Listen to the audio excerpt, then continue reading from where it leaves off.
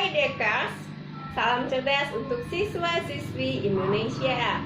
Assalamualaikum warahmatullahi wabarakatuh. Salam sejahtera untuk kita semua.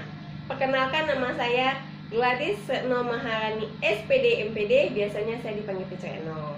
Kali ini kita akan membahas tentang hakikat pelaksanaan pemerintahan sesuai karakteristik good governance. Oke, kita lihat. Pengertian dari tata kelola pemerintahan yang baik menurut Bank Dunia atau World Bank adalah cara kekuasaan yang digunakan dalam mengelola berbagai sumber daya sosial dan ekonomi untuk perkembangan masyarakat. Governance yang diterjemahkan menjadi tata kelola pemerintahan adalah penggunaan wewenang ekonomi, politik, dan administrasi guna mengelola urusan-urusan negara pada semua tingkat. Tata kelola pemerintahan mencangkup seluruh mekanisme, proses, dan lembaga-lembaga di mana warga dan kelompok-kelompok masyarakat mengutarakan kepentingan mereka, menggunakan hak hukum mereka, memenuhi kewajiban, dan menjembatani perbedaan-perbedaan di antara mereka. Menurut Unit National Development Program, good governance sebagai hubungan yang sinergis dan konstruktif di antar negara, sektor swasta, dan masyarakat. Sedangkan menurut Gini, yaitu mekanisme pengelolaan sumber daya ekonomi dan sosial yang melibatkan pengaruh sektor negara dan sektor non-negara dalam suatu usaha kolektif. Latar belakang penerapan dari good government ini ada dua, eksternal dan internal. Eksternal adalah negara dan lembaga donor internasional mendorong negara-negara anggotanya menghormati prinsip ekonomi pada dan demokrasi prasyarat dalam internasional.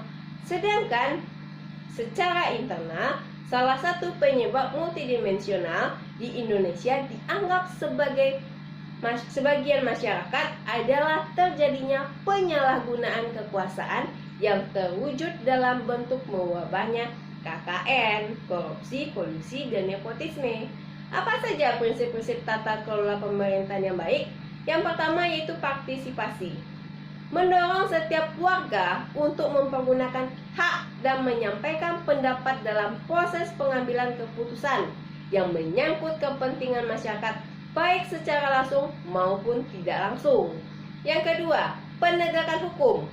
Mewujudkan adanya penegakan hukum yang adil bagi semua pihak tanpa pengecualian, menjunjung tinggi HAM dan memperhatikan nilai-nilai yang hidup dalam masyarakat. Yang ketiga yaitu transparansi, menciptakan kepercayaan timbal balik antara pemerintah dan masyarakat melalui penyediaan informasi dan menjamin kemudahan dalam memperoleh informasi. Yang keempat yaitu kesetaraan, memberi peluang yang sama bagi setiap anggota masyarakat untuk meningkatkan kesejahteraannya. 5. Daya tanggap, meningkatkan kepekaan pada penyelenggara pemerintah terhadap aspirasi masyarakat tanpa terkecuali.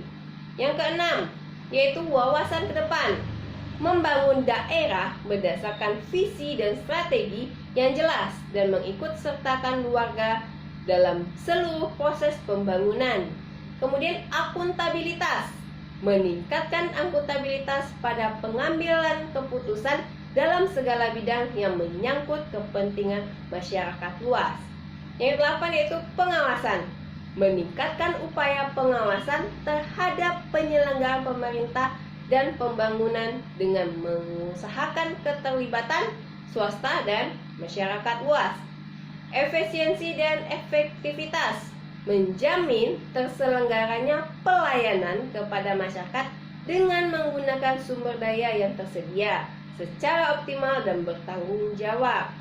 Kemudian yang terakhir yaitu profesionalisme, meningkatkan kemampuan dan moral penyelenggaraan pemerintah agar mampu memberi pelayanan yang mudah, cepat, tepat, dan biaya yang terjangkau. Itu adalah prinsip-prinsip dari pemerintahan yang baik. Kemudian, aplikasi dari prinsip-prinsip tata kelola pemerintahan yang baik dalam perundang-undangan Indonesia dituangkan dalam 7 azas-azas umum penyelenggaraan negara menurut Undang-Undang Pasal 3 Nomor 28 Tahun 99 tentang penyelenggaraan negara yang bersih dan bebas korupsi, kolusi, dan nepotisme. Apa saja azas-azas tersebut? Yang pertama adalah azas kepastian hukum. Azas dalam negara hukum yang mengutamakan landasan peraturan perundang-undangan, kepatuhan, dan keadilan dalam setiap kebijakan penyelenggaraan negara. Yang kedua, azas tertib penyelenggaraan negara adalah azas yang menjadi landasan keteraturan, keserasian, dan keseimbangan dalam pengendalian penyelenggaraan negara. Ketiga, azas kepentingan umum adalah azas yang mendahulukan kesejahteraan umum dengan cara yang aspiratif, akomodatif, dan selektif. Yang keempat, azas keterbukaan adalah azas yang membuka diri terhadap hak masyarakat untuk memperoleh informasi yang benar, jujur, dan tidak diskriminatif tentang penyelenggaraan negara. Azas proporsionalitas adalah azas yang mengutamakan keseimbangan antara hak dan kewajiban penyelenggara negara.